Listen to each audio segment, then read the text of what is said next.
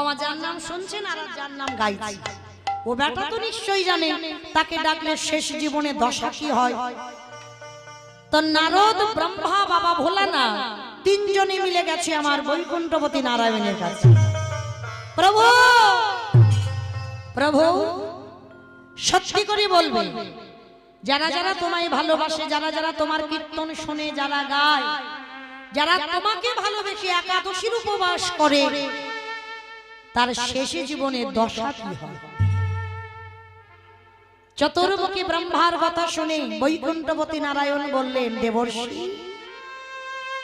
তোমাদের এই প্রশ্নের উত্তর তো আমার জানা নেই।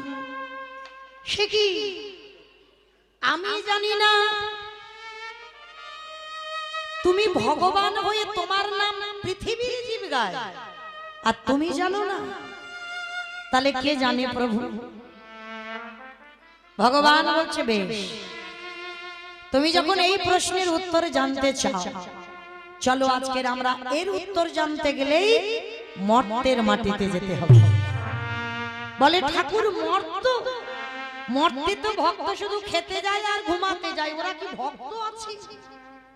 ভগবান বললেন, নারদ, আজ আমি তোমাকে দেখাবো মর্তের মাটিতে এমন এমন ভক্ত আছে যাদের কথা শ্রবণ করলে তোমার হৃদয়টা দুলে উঠবে।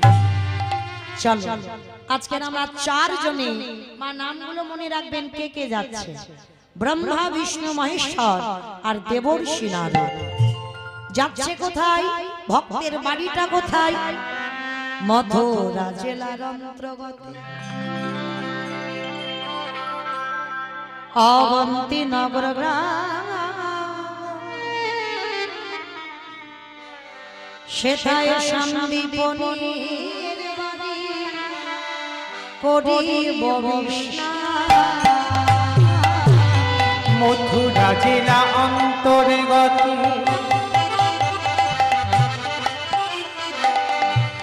অবন্তী নগরে